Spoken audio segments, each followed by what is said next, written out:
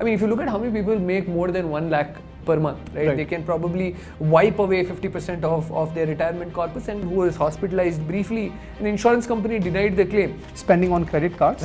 Credit card bad, loan bad, debt bad, and I decided to be an entrepreneur. The first 3 years, the company made no money, no revenue. Zero revenue. Wants to travel the world, etc. I'm still living on rent, right? I have a rental home. Lending money to your friends. Hi friends, today I'm super excited to have with me Shrehith Karkera here, and in the next few minutes we are going to nail down 5 worst financial mistakes that salaried people are making so that you don't make any mistakes. With that, let me get the introductions out of the way. So people who don't know me, my name is Rahul Jain. I'm a full-time investor and a content creator, and with me I've got Shrehith Karkera with me, who is I'm a graduate and a co-founder of Ditto Insurance. Welcome Shrehith to the show. Welcome Rahul. Yeah, thanks. I'm super excited to have you with me Shrehith today because I want to talk about 5 financial mistakes that people are making nowadays, right? And I want to straight away come to the point, which is FIRE, right? Okay. Financial independence and retire early.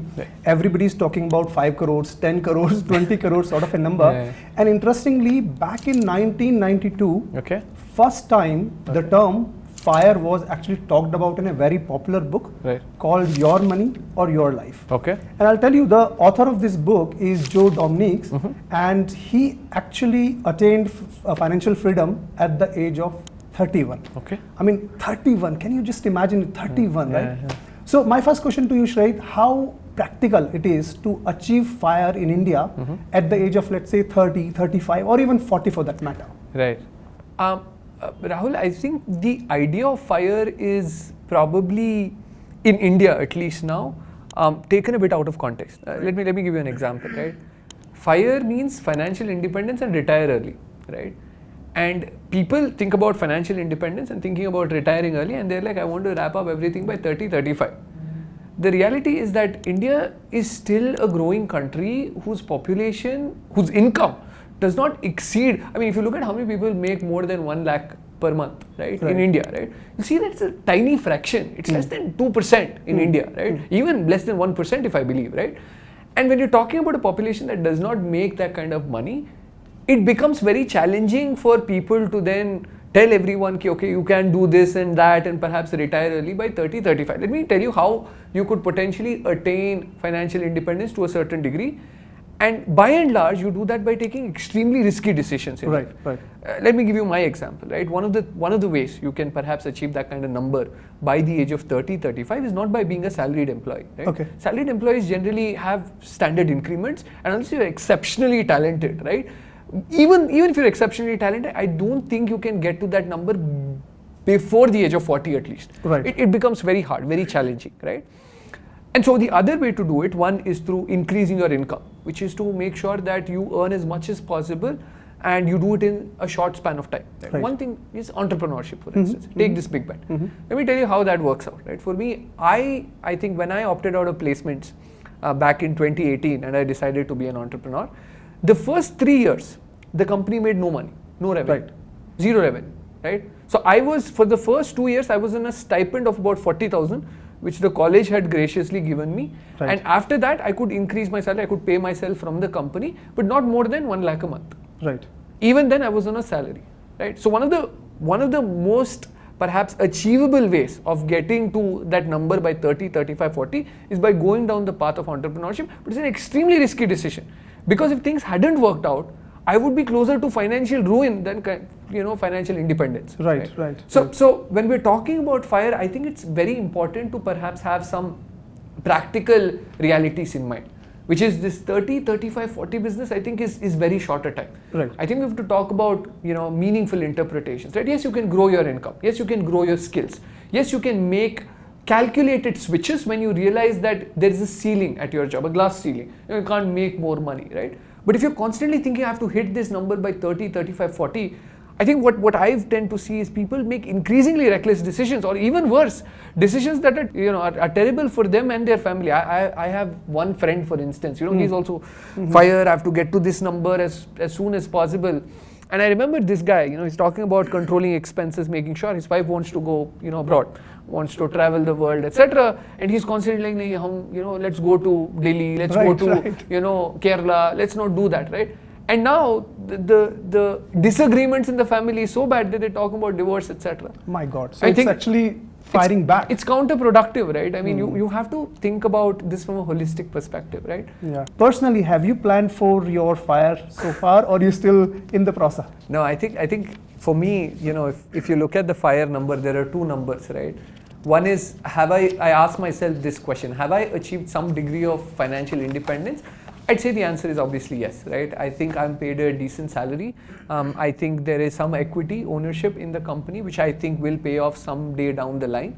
And to most people, I think, who would probably look at my finances, and myself I included, I'd probably say there's some degree of financial independence where I don't have to constantly think about, oh, how am I going to go on that trip? So all those worries are gone now. Yeah, to a certain extent, okay. right? That doesn't mean I can splurge. I can't buy a luxury car or a bungalow, etc. Right? I'm still living on rent, right? I have a rental home. I haven't bought a home because that's a big commitment in Bangalore, for instance. So I wouldn't say I've gone to a point where I'm rid of all the worries. I still have a lot to do. Now, on the flip side, somebody could argue, oh, how about you divest all your equity, right? Just sell off the company. Yeah, sure. Then I'd be financially independent, no questions asked.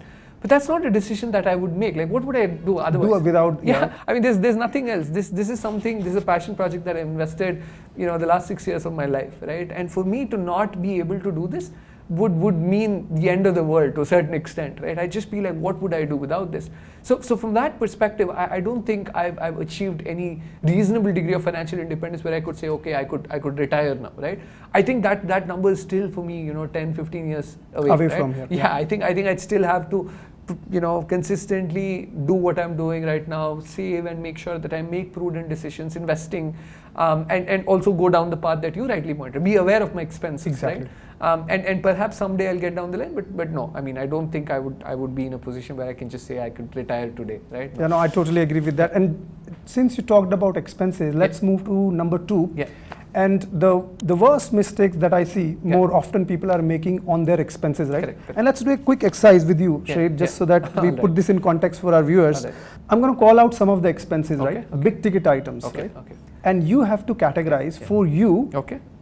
Is that expense controllable or is that expense not controllable, right? Because if you can control your big ticket expenses, in my view, you are on the path of financial freedom, right? Automatically. You don't need to really do, there is no rocket science here, right? Correct. So the first one is lending money to your friends. Have you ever done it? Is it controllable, not controllable? I've not lent large sums of money to my friends. Luckily, I've never been put in that position by my friends. So I'm very lucky in that sense. But if a close friend of mine someday came up to me and said, look, I need this money, I think it would be very difficult for me to control it. Right. But that also comes with a downside, right? Again, your friends put you in a very, very, very sort of sticky position, right? Now you can't say no, but then you can't also be under the assumption that things will go great from here on in, because I've heard multiple stories of people having lent out money. And in fact, I've done that. Yeah. Right? So I've done it to 2 of my friends. They must be watching this video, hopefully. Right. And I've not got the money back. Yeah. We're still friends. Yeah. And I think, as you rightly said, at some degree there is an emotional, we are all emotional human beings, right? And if a friend asks you to lend you money, you're of course going to do it, but there is a downside to it, as you rightly said. So, okay, lending money to friend. Second one is wedding expenses. Again, I would say for me personally, I don't think there was any point in me even attempting that, because my mother would have blackmailed me. Societal pressure. Exactly. It would have caused so much mental distress that I believe that spending that money caused me so much. At least in my position, I felt like it's best to perhaps keep them happy at this point and not worry about what these expenses will look like, etc. That didn't mean I splurged. At any time I could perhaps scale back on the expenses I did, but to a large extent it wasn't controllable. But I'm glad that I did not try to control it, because the fallout of that would have been even worse for my mental health. Right? Yeah. Third one is buying SUVs, which is right now on the trend. Everybody seems to buying the SUVs. So what do you think? Which car definitely controllable. Controllable. But then again, right? I think society pressure, right? You want to maintain a certain lifestyle, etc. You tend to sort of get to a point where you want to buy a car. I, for instance, I never learned how to ride a 2-wheeler, right? So I had to, So there is no choice. Then you have to. I have to go for a 4-wheeler. But I think then again, right? I think it's a matter of what you want to portray for yourself. If you're the kind of person that you don't believe like, okay, I don't need to show off to people, I think a small car is convenient, And the reason I bring this up is I was reading an article in Economic Times. There was some data published, and people who can't afford the home loan EMIs, what they're doing is they're putting that money into SUVs, right? They're buying SUVs on loan, which to me, I think there's a balance between financial discipline here versus your emotional aspirations. And many people who can't even afford it, they're getting it all wrong. So, right? In my view, I think this is one expense that people really need to carefully look. In fact, I have made that mistake myself, Rahul. I think I bought that's the only big ticket purchase that I've ever made, which is I bought a Creta because my brother had a Venue. And I was like, oh, Venue is a small, I don't know, I want to upgrade from a Venue. So I'm like, okay, fine, let me buy a Creta. And the problem is, it's just not limited to the more expensive car you buy, right? Because once you buy the car, you realize that maintenance is more expensive, peripheral costs associated with it, right? One small nick and you feel distressed, right? You want to go, even if you have insurance, right? You still have to put up 2,000, right? And these costs add up very quickly, right? When you talk about mileage costs, etc., everything that big car, perhaps I could have completely controlled at that point in time. It was just that I was reckless. I was young. I thought, okay, fine, this is something that I've got some money. I want to show off. Do it. I want to do it. And looking back, I mean, if I could go back in time, I'd probably choose a smaller car because it's more convenient to drive in the streets of Bangalore as well. What about iPhones right now? Oh yeah, I think for the longest time, right? Again, it's a matter of pressure, right? Society. I can assure you that I refused to buy an iPhone for the longest time just because I didn't think I needed it. I wasn't going to need it. And until recently, my phone broke, right? I think the battery sort of popped out and my phone broke. I was not going to buy it at all. And finally, my friends forced me, right? It was almost like, if you're not buying this, etc. It's like shaming. The shaming constantly gets to you. There's a pressure. Exactly, right? And then finally I had to say, okay, fine, I'll buy an iPhone. And once again, I believe that it's a controllable expense, especially if you're in a position where you have to buy it on EMIs, etc. Exactly. Definitely. I don't think you should. Okay, while we're on the subject of expenses now, Shrehith, let's talk about the health insurance, right? And one of the things that I wanted to ask you was that nowadays, I see health insurance policies that run more than 100 pages of document with lots of T's and C's, right? Thousands of terminologies in there, which a retail investor cannot really understand and comprehend, or have now no time to understand, right? Correct. Why right now in the insurance world, there is no simple policy that says 2-page policy, no questions asked to you. If you need health insurance, if you need coverage for your health insurance, here you go. Even if that costs a little bit more premium, any days I'd go for it, right? Correct. Because I think that's very clear, that's very plain. There is no hassle involved in it. I pay for a premium, I get my claim back, right? What's your view? Why is it not happening in the insurance industry right now? I wish for that to happen tomorrow. I think the regulator has done a lot of work here, just trying to make sure insurance companies can offer you simplified documents on things like coverage and non-coverage, right? Exclusion items, simple things, one pager, right? You can summarize some of these ideas. The problem here is not that there is a contract. Even if we have a 2-page contract, insurance companies will come and dispute. They can always dispute based on interpretation. Look, this is what I interpret, this is what I do not interpret, right? So one of the main reasons why Ditto sort of, started working in this area is to help people make better decisions, when it comes to buying policies, etc., where they don't have to read these 100-page documents, right? Where there's somebody walking them through the gist of it, right? Saying, look, there are these things you have to keep in mind, etc.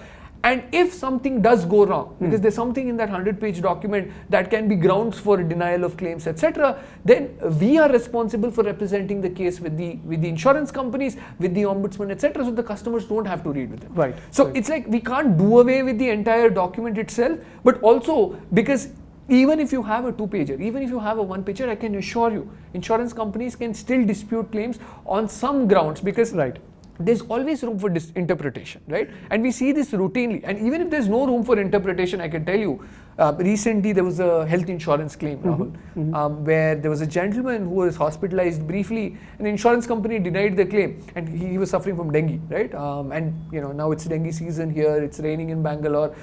Cases have climbed to 10,000. So it's a common affair.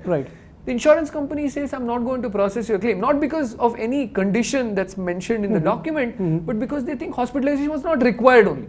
Right, okay, there was no need for it. Yeah, they're saying it could have been managed on an OPD basis. Now, who's right, who's wrong? How do you represent your case? So, ultimately, what tends to happen is, even if the document was simplified, ideally, I think the biggest challenge for us is that customers don't fully understand how to assert their rights. Right. And so Ditto is sort of an intermediary there who helps them understand the policy better, etc. But more importantly, helps them navigate the most difficult process, which is during the claims, make their representation, help them when they have to represent the case with the ombudsman if things go bad. If the claim gets approved, which is 80% of the times, the claim does get approved. Right? Then there's no intervention required. Right. When things go wrong, right? What do you do? So this is where you're trying to fill that gap by bringing the insurance advisory in place, where you're supporting people like me and you, or whoever is the insurance holder, to say this is how you basically fight against if there is a claim rejection for it. And speaking of just extending from our previous argument about expenses, for instance, what tends to happen is, a lot of people think, okay, I'm still paying these premiums, high premiums, etc. And maybe if things, do go bad, 1 lakh, 2 lakh, etc. But what they don't think is, I talked about my parents, right? My parents are elderly, right? I mean, my dad is pushing 70, my mom is also in her 60s. And they have no pension income, no retirement income. My dad has a small corpus, but I know that one trip to the hospital, it could wipe 50% of their corpus. Right? That's what we're talking about. And that's 90% of elderly people in India. 90% of elderly people in India did not have employment opportunities at the time that provides them a consistent pension income. So a lot of young people now have to support their families, which is their spouse, maybe their in-laws, etc., but also their parents, elderly parents. And when we're talking about their claims, right, they may not be covered with corporate cover, etc., and you're talking about what? I've recently seen a gentleman who had to make a claim for a small heart-related matter for 8 lakhs. Right. I mean, think about that. You plan for fire, you plan your expenses out, and 8 lakhs come out of the wind, and everything's gone for a toss, right? And suddenly it becomes challenging. So just coming to that point, then, what do you think is the biggest mistake that salaried people are making when they're buying insurance, and any advice that you would give it to them? I think like I said, I think salaried people especially, right, one thing that they think of is that the corporate insurance, for instance, most people do have corporate insurance, and that'll sort of be enough, which is enough, right? In most cases, I think corporate insurance does a very good job, because unlike retail insurance, there are no waiting periods, and more often than not, you get the full claim process without a lot of hassle, right? But the one big challenge is when we're talking about elderly parents, right? So for instance, I have parents who are sort of in their 60s, 70s, and when I talk about their cover, right, I can't include them in my corporate cover, which means that they're uninsured. So my expenses are linked to their expenses, because 90% of India, right, in this country, elderly people have no pension or retirement income. And one trip to the hospital can completely negate everything, right? They can probably wipe away 50% of their retirement corpus, and there's nothing else to fall back on. So one mistake that I see people making is not account for those expenses entirely. They believe that things will just continue as it is, whereas especially for elderly folks, because they have nothing to fall back on, oftentimes it's the people whose income they're dependent on who will have to bear those expenses, right? And that becomes very challenging, right? And I've seen that with people. So I think making sure that you can buy an insurance, right, to cover for these expenses, health insurance expenses, if you can afford it. Some people realize that, insurance is expensive. They don't have the income. Fair enough. Then perhaps, you have to figure something out, right? But if you can afford it, it definitely makes sense to at least have some backup in place, so that if such incomes, such expenses were to arise, you don't have to worry about dipping into your savings, diluting your investments, suddenly sort of selling, stocks, etc., to sort of account for those expenses, right? You can rely on insurance. So I think that's one big mistake that most people tend to make. Thank you, Shrehith, for that. Now moving on to the elephant in the room, which is fourth item, which I see most people making mistakes, is the income stream, right? And in my view, I wrote actually LinkedIn post on this, right? And my view is that nowadays I see more and more people trying to become the top employee in the company. And I take a contrarian view there, right? Having worked for 16 plus years, I think in addition to trying to become a top employee in a company, people should look to become top earner in the company, right? And in my view, at least people need to have their salaries growing by a CAGR of, let's say, 15 to 18%. Correct. When I wrote this LinkedIn post, people were divided. They were like, oh, how can somebody achieve 15% to 18% of increment every single year? Yeah. And my view is that, no, it's not that every single year you have to go for it. Yes. It can be like every 3 years, if you need to make sure that you're getting at least 40% of your income hike. Correct. Right? Correct. And I'll tell you my example. Yeah. Back in 2020, Okay. I used to work as a CPG domain expert, retail expert, right? UK credit lending firm I used to work in. Okay. Consciously, I moved to Workday as a technology, right? Okay. I was leading a delivery team in Workday. Okay. And the single reason was that in Workday, the earning that I was getting was 8 times, right? Wow. And that's a huge money. Yeah, That's a yeah. huge difference. Yeah. It didn't happen overnight. Yeah. I had to consciously look for it. And then I had to work with people who are in that domain already, right? Trying to build the network and all of that. And that really massively increased my personal, income. And that to me is something that I feel where people who are in salaried situations, they are really not putting that effort to find out the growing opportunities, right? Correct. Now, you being a co-founder of Ditto Insurance, right? You see a lot of people working for your company. And what do you think people are making mistakes when it comes to income? Do you think job hopping is not good? Do you know, what's your advice to people when it comes to increasing the income? Yeah, I think every person, look, there's the employer perspective and then there's the employee perspective, right? From an employer perspective, I'll be brutally honest, right? What tends to happen is when I'm looking at performance of employees, etc., my colleagues, I'm always looking at making a very simple assessment, which is the value they bring to the company, right? And ideally, that value has a price. There is a number, right? And every employer has this number. Whether they want to say it explicitly or not, there is a number, right? Now, let's suppose I feel at some point, okay, this person's, some employee comes to me and says, look, I want a 20% hike this year, 30% hike, let's say, right? Some random number. Now, I have to ask myself, okay, I'm going to offer you that I was planning on giving you a 10-15% increment based on what I believe is fair value, right? What represents fair value to me, right? Now, you think that fair value is 30%. Now, the simple question, right? All of it boils down to one question. What does it take for me to replace this person? Right. That's not the immediate question that I don't want to replace this person. In fact, I value this employee. I value my colleague, right? I want them to stay. But if I believe that the price does not reflect the value that they bring, it doesn't justify it just doesn't justify the value. Ultimately, I'm going to ask myself that question. What is the cost of replacement? If the cost of replacement is lower than the increment that I ask, more often than not, it's a simple economical choice that the employer makes, because ultimately you're running a business. That's not to say that emotion does not seep in. Oftentimes, you do offer hikes, etc. You do negotiate with people. You do give people the leeway. And you say, okay, I'm going to offer you this because I like you as a person. I want to build this team, right? You do make those decisions. But there comes a point in time when economic implications overrule those decisions, right? So that will always happen. But from an employee's perspective, I think the one thing that they have to do from their perspective is ask the same question. Can this person replace me? How difficult is it for the company to replace me? If you feel that the company, it's almost extremely difficult to replace me because of the value I bring, then you have a better standing to negotiate your salary. So maybe then that's the point, that people really need to build the employability, right, within themselves. And build those skills where your employer will have to honor what you're asking for. Exactly. And then what tends to happen is the ball in the employer's court, right? Oftentimes they'll come back and you know, people have seen this, right, routinely, where somebody puts in their papers, right? We keep hearing these stories, and suddenly the manager runs to them and says, okay, I'll double your income, right? That obviously means that you were not in a fair standing in the first place, right? And I think that's the employer's mistake, right? The employers have to recognize that, right? And one thing that employees should also do, as employers do, is benchmarking. Employers constantly benchmark salaries for a specific position relative to other companies, what they offer, etc. And employees should also do that. They should go out, ask, okay, am I being paid a fair wage? And if not, right, or if you feel like you are being paid a fair wage and you still want your income to rise, etc., then you have to adapt to different skill sets. Like you said, I'm sure then when you sort of made the switch, you had to adapt to a different circumstance, you had to get out of your comfort zone, etc. You have to make those adjustments to demand that income. Nobody's going to give anything to you.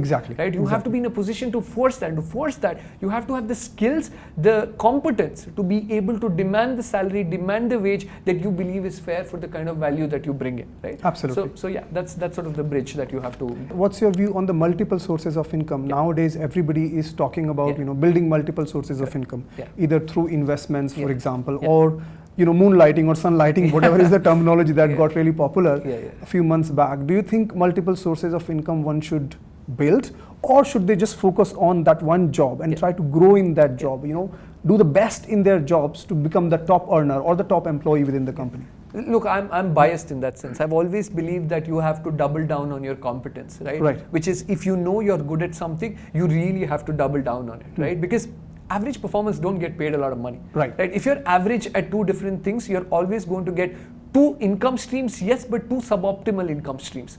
Whereas if you double down on something, you build the requisite skills, right? I mean, as an entrepreneur, for instance, I realized that I brought in some value. Like, for instance, I was very creative. I could write the newsletter. I could write a lot of content when we started out. And there was a decision for me to make as well. Like, when things weren't going as well, should I maybe do this and also on the side maybe earn some income, maybe get some freelancing gig, etc. But I made a conscious decision to not do that and just double down on my skill set, right? Which is to say that, okay, I trust myself to be able to get better at this, and I'm sure that at some point this will pay off, and it did pay off, right? So I'm incredibly biased in that sense because it worked out for me.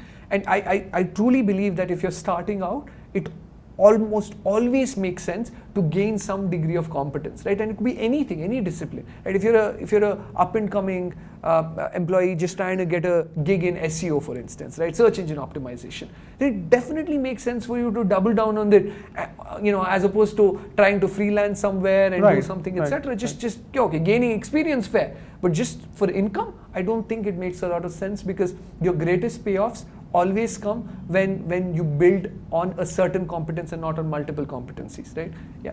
Brilliant. No, that's really, really good.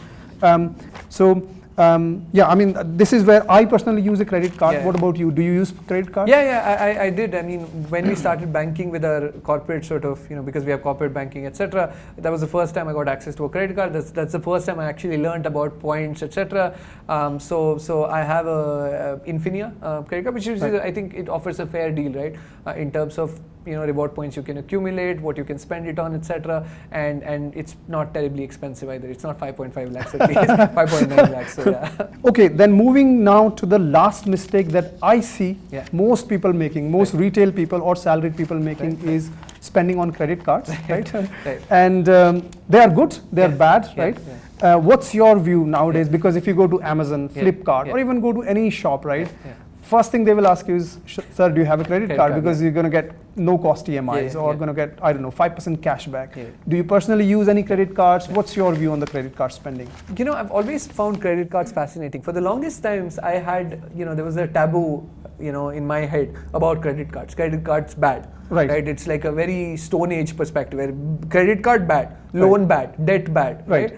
And you don't think about all the perhaps positive outcomes that you can derive from these instruments. Like, for instance, let me talk about credit cards, right? I recently read a very interesting example where this gentleman was talking about a friend of his, right? Who's always 20 minutes late. Okay. Right? Always 20 minutes late, no matter what happens, right? If you move the meeting, 1 hour later, he'll still be 20 minutes late. He just shifts because that's his margin of this thing. That's acceptable norm for him, right? Because this is what he thinks is acceptable. Within his domain, it's like, I can be 20 minutes late and that's okay. I think even with savings, it's the same thing, right? Even spending, right? It's the same thing. For some people, they're always like, okay, in my savings account, I need this much. I always need this much. This is my margin of safety, like you pointed out, right? I have to have this much, right? For some people, it's like, I can still be at zero. I can still be at debt. That's okay, right? They're mentally tuned to that. That is their anchor, right? And when you use credit card as a tool to constantly keep lowering that threshold where you are like, okay, it's okay to be 20,000 in debt every month because I can pay it at the end of the month, right? I can pay it at the end of the cycle. It's okay, right? What tends to happen is you get into a cycle where you're constantly thinking that the acceptable limit for what is that lower threshold keeps going lower, lower, lower, and one day you realize that you can't make the payment and you're suddenly in a lot of trouble. This is where credit card goes bad. It's because you constantly realign what is okay. Right. If you're using credit card as a tool, simply, like for instance, let's suppose I have a credit card where I used to make certain payments, I get certain reward points, etc. I'm not constantly going to fuss about it because I've seen people who want to optimize for every single spend on their credit card. And at this point, it gets again this militant attitude, right, towards financial discipline, etc., where you're not focusing on what I'm an entrepreneur. I need to do what I have to do. Right? I'm constantly thinking about how to optimize on credit card spends. I'm thinking about buying Amazon vouchers. I mean, come on. Like, the points and all that. I mean, it gets to a point where yeah, it's exactly. but there is obvious benefits as well, right? So Yeah. I'm not going to discount it. I think I've made some money in terms of reward points, etc. I paid for flight tickets, which I did not have to pay. I've clearly made more money than I have spent on credit cards. Yeah. But that's also because I look at credit cards differently. Like I said, if you're looking at credit card as a way for you to constantly lower your margin of safety, right, in terms of how much money you have in a savings account, how much you can spend, then I believe it's a terrible decision, because ultimately it will lead you to financial ruin at some point. Right? Yeah. So, yeah. And I think this is where I say credit cards, it's all about control, right? Yeah, yeah. So for example, if you have a gun, right? Yeah, yeah. You can use that gun to protect yourself. Yeah, yeah. Or you can use the same gun to shoot yourself, right? Yeah. It's exactly like that with credit cards, right? I see people using credit card as a means of affordability, which is where it gets wrong. So if I have a credit card limit of 5 lakh rupees, it doesn't mean I can afford 5 lakh rupees. It simply means that there is a means of paying 5 lakh rupees through a plastic card. And that's about it, right? And this is where if you have that control, in my view, then you're not going to get into that debt trap that you were talking about. And you can use credit cards sensibly. I mean, it used to be the status symbol back, right? I mean, even now, for example, I was reading article Axis Primus card. Give the number 5.9 lakhs is the joining fee for that credit card. It's clearly a status symbol, right? Which many people don't even have that much of salary, right? And they yet spending, I don't know, 50,000 rupees per month on credit card. And this is where I think the control needs to come into picture. They are not bad. Nothing is bad in, if you look at in the world, there is nothing bad, right? That's brilliant, Shrehith.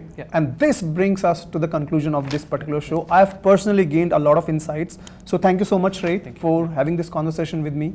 And I'm sure many of you would have gained some insights. Please let us know in the comments, how did you feel about this particular conversation? And if you would like in the future me to also come up with such conversation more often. With that, I'll see you in my next video. Until then, keep rocking.